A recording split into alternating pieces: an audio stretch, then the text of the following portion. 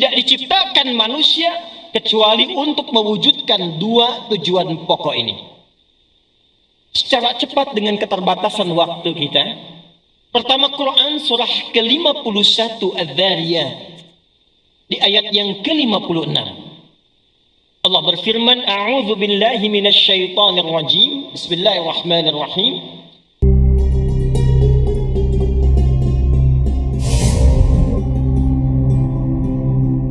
Dalam episode kehidupan kita, jangan-jangan tujuan hidup kita belum senafas dengan apa yang Allah inginkan.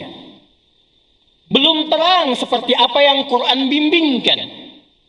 Maka kita bertanya, ya Allah, tunjukkan kepada kami seperti apa tujuan hidup yang benar itu.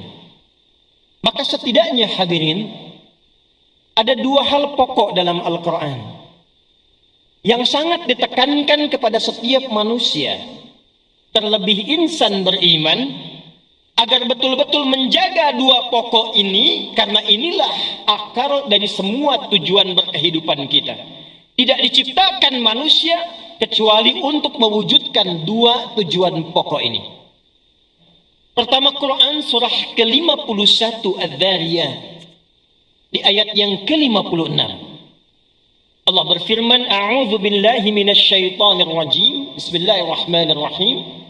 Wa ma khalaqtul jinna wal insa illa liya'budun.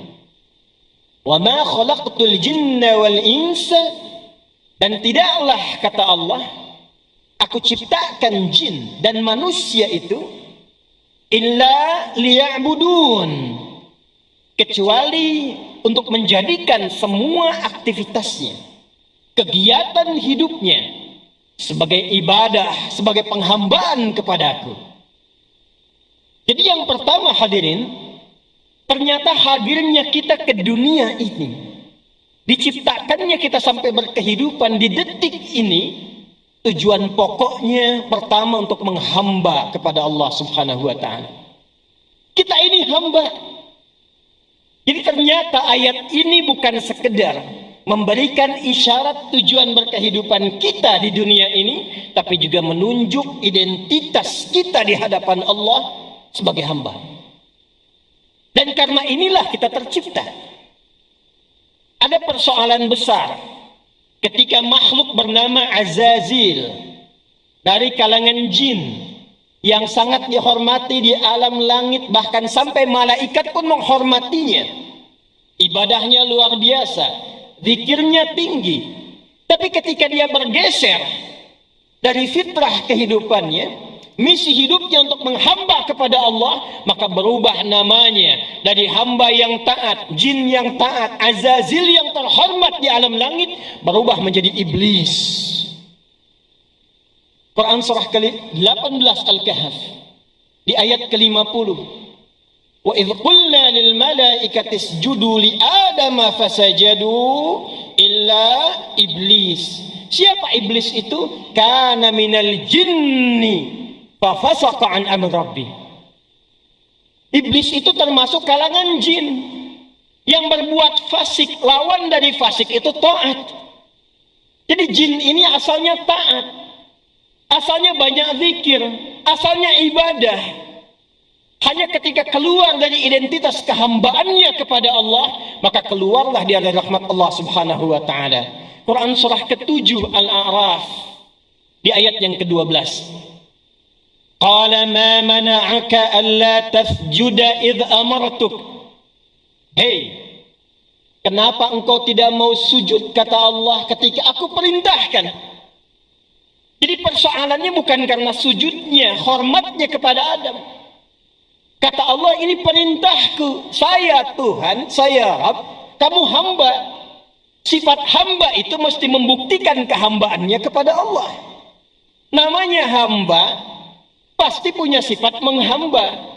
Untuk membuktikan kehambaannya itu, dia harus patuh pada tuannya. Makanya kata Allah, kenapa kamu nggak patuh kepadaku? Bukan persoalan Adamnya, bukan persoalan hormatnya, persoalannya engkau hamba, aku Tuhan. Qala ana khairum minhu, khalaqtani min narin wa khalaqtahu min tin. Aku lebih hebat dibandingkan dengan Adam. Kau ciptakan aku dari api, kau ciptakan Adam dari tanah. Tidak level, tidak layak. Yang diciptakan dari materi yang lebih hebat, hormat kepada yang lebih rendah. Qala fakhruj, keluar. Keluar dari penghambaan kepada Allah dan ancamannya tinggi. Karena itulah hadirin, misi pertama diutusnya semua rasul dari mulai Nabi Nuh alaihi salam. Karena Adam Nabi, Nuh diutus pada kalangan umat pertama. Sampai Nabi Muhammad sallallahu alaihi wasallam, misi yang paling utama, yang paling pokoknya menerangkan, mengingatkan kembali penghambaan kita kepada Allah Subhanahu wa taala. Jangan sampai tidak sadar sampai detik ini bahwa kita itu hamba. Kita akan pulang. Kita akan meninggal dan mempertanggungjawabkan penghambaan kita di hadapan Allah Subhanahu wa taala. Karena itulah untuk membuktikan penghambaan kita kepada Allah, diperintahkanlah dengan turunan dari ibadah itu yang diantaranya disebut dengan salat. Dan jangan salah Pak Ibu, semua nabi salat, semua rasul salat. Nabi Musa ketika diperintahkan oleh Allah saat menerima risalah, itu kalimatnya terikat penghambaan kepada Allah dengan salat. Quran surah ke-20 Taha ayat yang ke-14.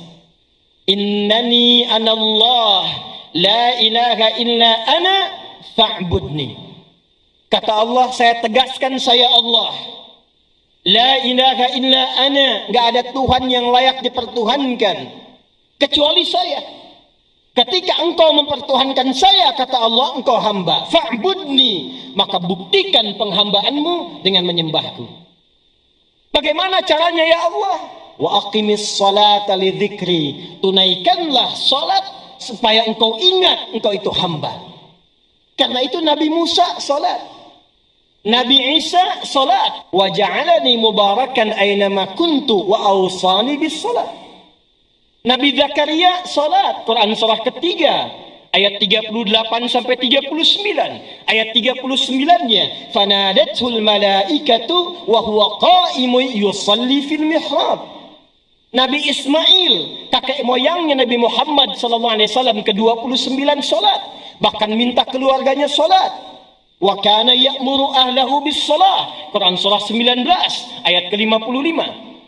Dan tahukah Anda, saya, kita semua, Nabi Muhammad sallallahu alaihi wasallam menerima perintah salat itu kalimatnya dengan hamba. Statusnya hamba bukan rasul. Statusnya hamba bukan nabi. Quran surah ke-17 ayat yang pertama. Subhanalladzi asra bi'abdihi, bukan binabiyhi, bukan birasulihi, bi'abdihi lailan minal masjidil haram ilal masjidil aqsa alladzi barakna haulah. Karena itu di syarahnya Sahih Muslim nomor 162 itu perjalanan menuju Allah sampai menerima perintah salat untuk menegaskan status kita sebagai hamba. Karena itulah dalam salat kita menegaskan diri kita hamba. 17 kali kita bacakan iyyaka na'budu wa iyyaka nasta'in. Apa kaitan dengan siam Ramadan? Di antara rangkaian ayat puasa itu ada satu ayat yang mengingatkan kembali untuk sadar saat Ramadan kita ini hamba.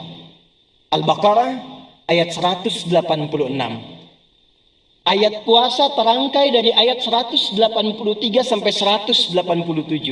Di ayat 186-nya status kita diingatkan lagi oleh Allah Subhanahu wa taala. Wa idza sa'alaka 'ibadi 'anni fa inni qarib.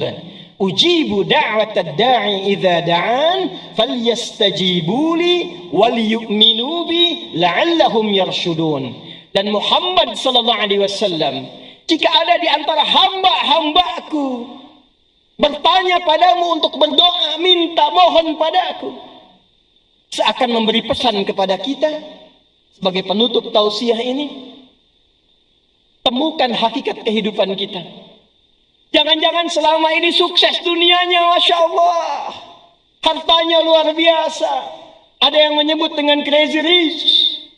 Mobilnya, rumahnya mewah, karirnya sukses, kedudukan tinggi. Tapi nggak sholat, nggak punya nilai di hadapan Allah. Anda ilmu tinggi, nggak sholat, nggak ada nilai di hadapan Allah. Jabatan tinggi, nggak sholat, nggak punya nilai di hadapan Allah. Karena itu setan, hadis Muslim, nomor hadis 81. Dari sahabat Abu Hurairah radhiyallahu taala anhu qala Rasulullah sallallahu alaihi wasallam idza qara ibnu adam as-sajdata fasajada i'tazala asy-syaitan faqala wailul li. Di Sunan Ibnu Majah, wailah. Kalau ada anak Adam kemudian baca surat As-Sajdah kemudian sujud dia, setan lalu menepi dan dia menangisi dirinya berkata, celaka aku. Umir ibnu Adam liyasjuda fasajada fadakhala al-jannah ay falahul jannah wa umirtu an asjuda fa abaitu fa alayya an-nar. Anak Adam disuruh sujud, dia sujud, selamat, dia masuk surga. Aku dulu pernah diminta menghamba kepada Allah untuk sujud, aku menolak, maka bagiku neraka. Karena itu hadirin, jaga salat. Karena status ini akan menentukan keadaan kita di hadapan Allah Subhanahu wa taala. Al-farqu bainal mu'min wal kafir tarkus shalah. Kata Nabi, perbedaan utama insan beriman yang taat dengan orang yang ingkar di hadapan Allah itu salatnya. Wa qala Rasulullah sallallahu alaihi wasallam, "Inna awwala ma yuhasabu bihi al-'abdu yawm al-qiyamati as-shalah. Idza salahat salahal jasadu kullu, salaha sa'iru 'amali, wa idza fasadat fasada sa'iru 'amali." Amal pertama yang akan dihisab oleh Allah di hari kiamat kelak adalah salatnya. Jika salatnya benar, maka indikator baik untuk semua amal lainnya. Tapi jika salatnya bermasalah, maka ada masalah besar teruntuk amalan-amalan yang lainnya.